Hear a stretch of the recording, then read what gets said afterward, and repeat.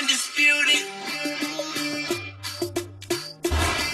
Welcome to Undisputed. We are live from Los Angeles. I'm Joy Taylor here with Skip Bayless and Shannon Sharp. Good morning, guys. Good morning, Joy. How are you? Good to see you. Good morning, Skip. You know, I got one thing to say about your man, LeBron James. We're going to talk about LeBron versus Phil here in a little bit. It's always something with LeBron, and I love it. I mean this. It's not contrived. It's just he lives in a force field that always creates issues and stories almost on a daily basis, and I appreciate that. Well, Skip was complaining, Joy. You heard this. He was complaining earlier about his chair being lowered. It's not that his chair is lowered. It's that I've been chopping him down slowly but surely over the last 10 weeks. Oh, is that what's happening? Not allowed. He started out at 6'3". Now he's a meager 5'10". Is that what those Cowboys predictions of yours have been doing? That's another way. Joey. Unfortunately, my chair is low, but here we go. I think you guys both look great. Let's get started. And let's start in Dallas with the Cowboys. An emotional Tony Romo addressed the media yesterday for the first time since his back injury in August. Romo read from a prepared statement and didn't take any questions. Let's take a listen. You see, football is a meritocracy. You aren't handed anything. You earn everything, every single day, over and over again. You have to prove it.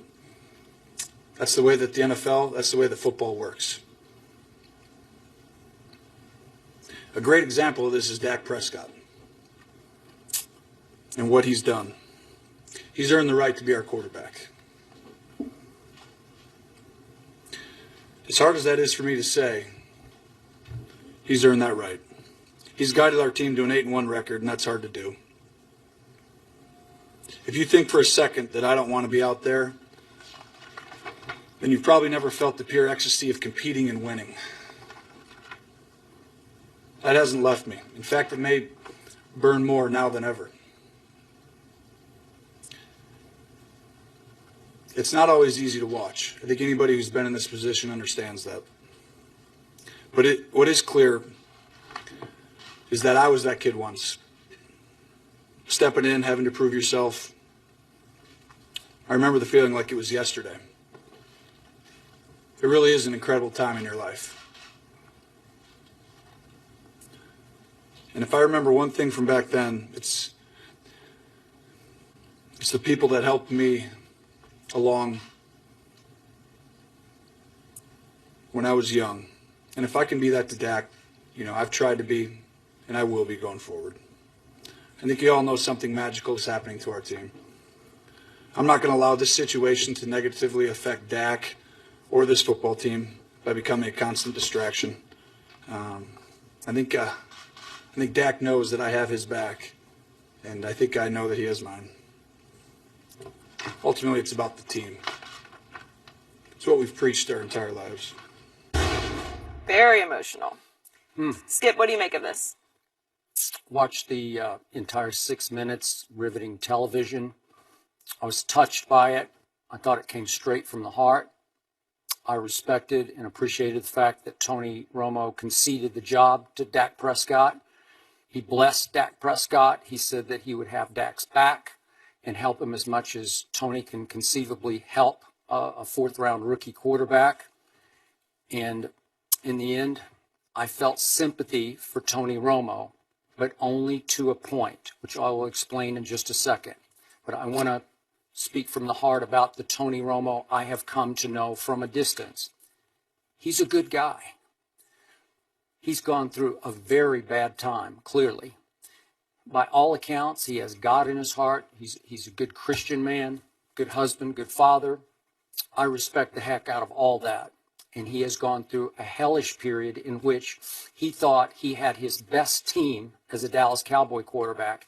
He thought he was poised to be the man and that Dallas would be, once again, his city as he returned from injury in the third preseason game. And as we all know, he lasted 3 plays. And then the doctors changed his prognosis from 3 to 4 weeks to 10 weeks.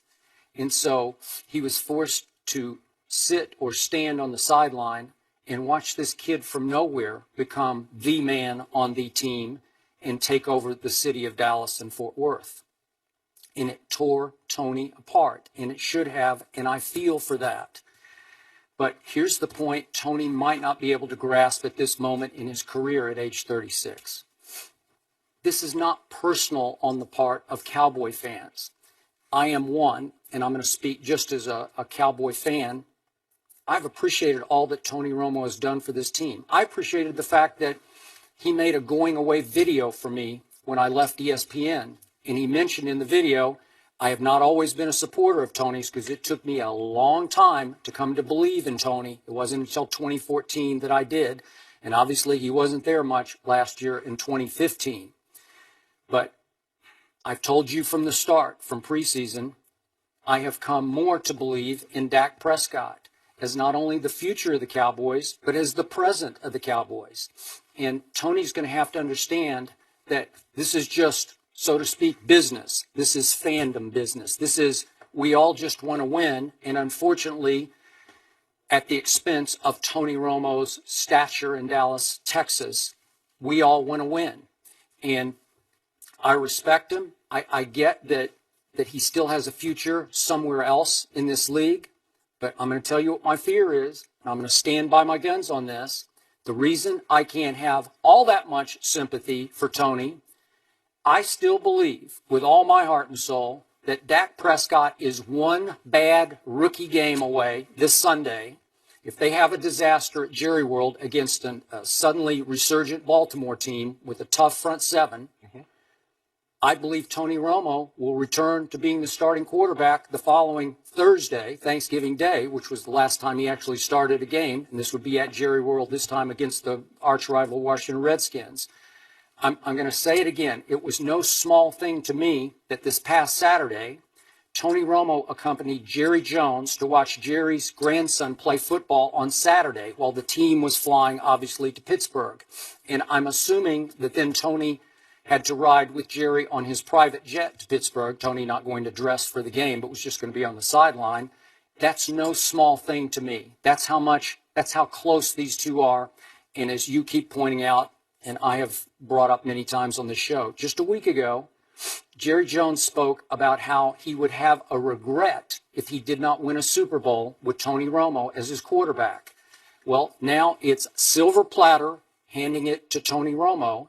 So I get where Tony is. I appreciate that he made that statement and tried not to be a distraction on an off day on Tuesday ahead of the Wednesday interviews that the starting quarterback will do. But in the end, I still think he has a future as the Dallas Cowboy quarterback. Skip, I interviewed Tony Romo once when I was back at CBS, and interviewing him after we had done the interview, he told me he could see why I had been successful playing. Because I was well organized, had the questions that I wanted to ask, and he told me I did a good job. And I thanked him, and that was the only interaction that I've ever had with Tony Romo. It took a lot of courage to do what he did. Because if you think about it, everybody has pride. Athletes have a little more pride. And the greater the athlete, the greater the pride he has. So for Tony Romo to go out in front of a national audience, although only the media was there and he took no questions, for him to go out there and concede that moving forward, Dak Prescott is the guy for this job, that took a lot. Sure. Skip, if you take Tony Romo's best season, 2014, which you say statistically is his best season. Tremendous. They had an 1,848-yard rusher in DeMarco Murray in the backfield. He was Offensive Player of the Year. Tony Romo led the league in QBR, a stat that you love so much. Mm-hmm.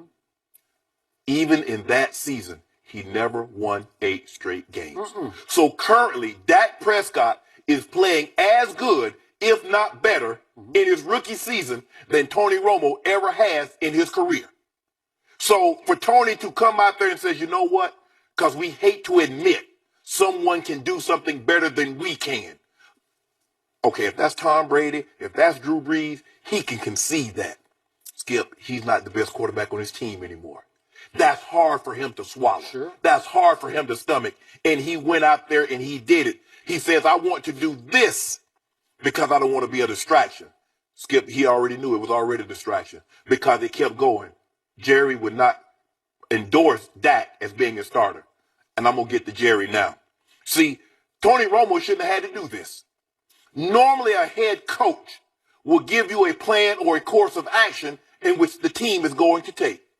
But because Jerry Jones was too cowardly, and I want to make sure I'm speaking abundantly clear, he was cowardly in his act, because here's the same owner that fired Jimmy Johnson, a two-time back-to-back winning Super Bowl coach, for being insubordinate, being disrespectful, Skip, and he couldn't summon up the courage to say, Tony, I love you, but Dak, moving forward, Dak Prescott is our starting quarterback. That's all he had to do. Skip, Jerry was betting against himself. Although he was winning, deep inside, he was kind of hoping that Dak would mess this up and he would get an opportunity to put Tony Romo back into the starting lineup. Why? Not only did Tony Romo deserve better than this, Dak Prescott deserved better than this. And we see, this is how we know, for those who don't know, that Jerry's calling all the shots and pulling all the strings. You never heard Jason Garrett say a word. Jason Garrett never said, Tony's coming back. In the last 3 or 4 weeks, never heard Jason Garrett mention a word. It was only Jerry commenting. Skip, a hot hand. Okay, so a great predictor of the future is past experience. See, Jerry has the knowledge of knowing that every time Tony Romo left the starting lineup, the Cowboys went to hell in a handbasket. He was expecting the exact same thing. And guess what happened opening day, Skip? They lost. And Jerry says, here we go again. So now he gets an opportunity. He's like, well, hey, when Tony Romo is healthy, he's going to be our quarterback. But a funny thing happened on the way to the market. Dak didn't trip and spill any of the eggs out of the basket. He went 1-1, 2-1, 3-1, 4-1. And Jerry should have stopped like, hold on, wait a minute. This is not a hot hand. This is not a coincidence. 5-1, 6-1, 7-1. And the fashion and the manner in which he's doing it, Skip, he's coming from behind. He gets the ball in overtime, and the Eagles do not see it. Touchdown. The Steelers go up in Heinz Field. Dak Prescott gets the ball. Boom, boom, boom, boom. Touchdown. Game over. So this would have been it should have happened 3 or 4 weeks ago. But Sunday would have been the perfect time for Jerry to say, you know what, guys? I know what I said, but what I see with my own eyes, Dak is our starting quarterback moving forward. Because remember, I told you, Skip, you can do all the analytics, all the numbers, because you take statistics and what happened and trends and all that. But a lot of what coaches do is gut. And Jerry's gut would not allow him, even though he sees it with his own eyes, would not allow him to make that decision and say, you know what? Dak Prescott is our starting quarterback. I commend Tony. Because when I first started here, I'm like, hold on. Dak doesn't need your approval. He's not playing for your approval. He doesn't need your validation to say he's this, this, and this. But the more I listen to him, and the more I can see his voice start to break, I realize he did this not for him, but for the team. Because they needed closure. They needed to know. Because Jerry wouldn't provide that to them. It's sad that Jerry Jones, one of the most influential and powerful owners in the National Football League, could not bring himself. He was too chicken to bring himself to tell Tony Romo, Tony, you're not our starter anymore. And it's sad that it came to this. I agree with everything you just said, except 2 words that you used to describe Jerry Jones. 2 words I have never, ever heard used to describe Jerry Jones: cowardly and chicken. And now we're going to have to turn the table here where I'm going to have to defend Jerry just on this count. Spent a lot of time around him. I've read a million stories about Jerry Jones, and I've never heard anybody accuse him of being a coward, because he is a plunger to a fault. He has courage of his convictions, even though his convictions can sometimes, often maybe, be wrong. But in this case, he would argue with you, if he were sitting here, that he was the opposite of cowardly, that his convictions tell him that Tony is the long-term answer here, that Dak has taken it about as far as Dak can take it. So he would tell you he was the opposite of cowardly, that he was actually courageous to stand by his convictions and not crumble under the public pressure to give in and bless Dak as the now and future starter and award the team completely to Dak, because he would tell you that, no, I don't buy into the kid just yet. And remember, history will tell you that the kid's going to struggle at some point, maybe this Sunday. So he's kept his option barely open to go back to Tony Romo, because in his heart of hearts, Jerry Jones believes that the player who can take them to the promised land this year is not Dak Prescott, that it's Tony Romo. So I don't like the cowardly. I agreed with your premise, everything you just said, but it's the opposite of cowardly. You can say it's wrong-headed conviction, but it is bold conviction now. Let me ask you a question. Did he think Jimmy Johnson had taken the Cowboys as far as they can go? No. Yeah, yes, he did. Skip. He thought it was about to unravel because Jimmy had a history of unraveling after 3 or 4 or 5 years. Like he needs to move on. He needs to start over. And plus, I'm going to defend Jerry on this one because I wrote a book about it. Jimmy had gotten to the point where he was trying to blow it up, where the success was going north so quickly that Jimmy was starting to sort of crumble under the pressure of keeping up with building the dynasty. And it was Jerry's take that Jimmy was trying to blow up their relationship because he started to insult him in front of the front office workers and assistant coaches constantly, just ridicule Jerry in front of the employees. And after a while, I don't blame Jerry for saying, I just can't take this anymore. And I think you won out because you're sick of me and sick of it. Like you've taken it to the mountaintop of 2 in a row and you're afraid to try for 3 in a row. And he said, you know what?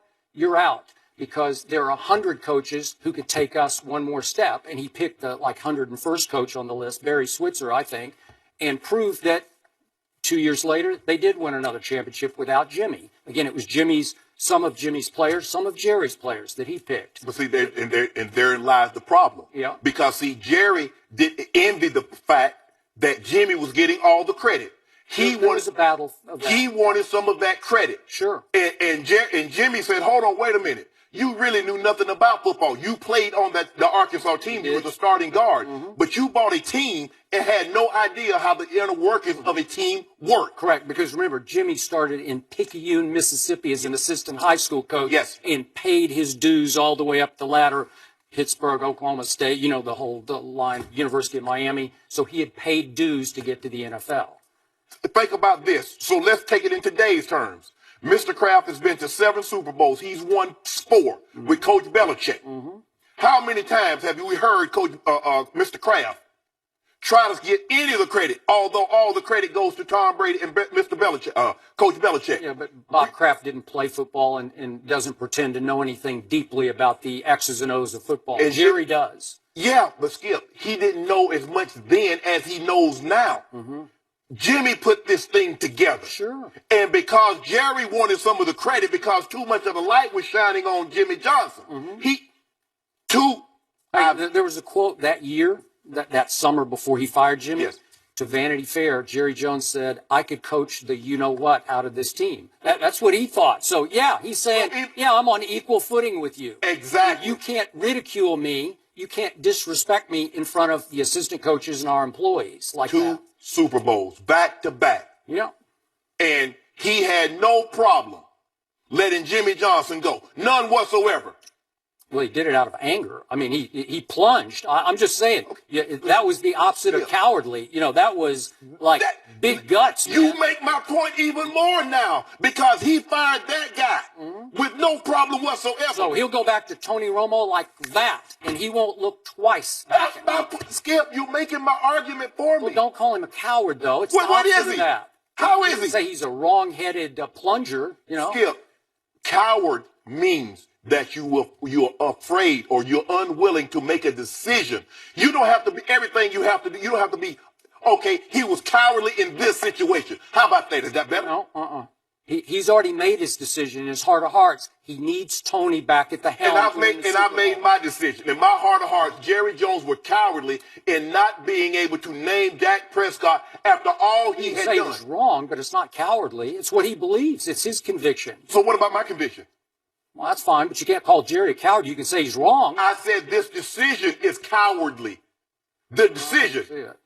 Why can't you see it? I don't. I'm sorry. I don't at all. It's the opposite of that. You know I'll what? say it again. I'm not trying to, you know what? I'm not, and I fault myself because I'm not trying to convince you. I'm talking to you, but I'm not really talking to you. Jerry Jones was cowardly in his conviction. Jerry Jones fired Jimmy Johnson, who won 2 Super Bowls, but he did not have the courage to tell Tony Romo, Tony, you're not the starter anymore. Dak Prescott is our starter moving forward. Tony Romo deserved better than that. If he loved Tony so much for what Tony had done for that franchise, he deserved better. He deserved clarity. It's not, oh, we're gonna go game to game. We're gonna let it play itself out.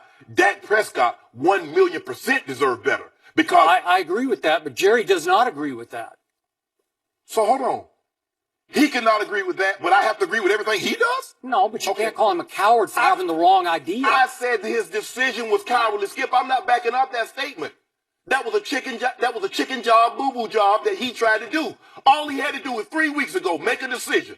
Either Tony Romo's getting the job back or Dak Prescott has the job. Not always going game to game. He's hoping. Skip, since you know him so well, you know deep down he was hoping Dak messed this thing up so Tony Romo could get back. Okay, but that's not cowardly. That's just his gut feeling that he needs the Pro Bowl quarterback to win the Super Bowl. Well, so maybe it's stubborn is a better word to describe it. was a cowardly act and still is a cowardly act. Well, I have the utmost respect for Tony Romo for getting up there and saying that, because you could tell that he was obviously very emotional and that he was doing it for the team. But I do agree.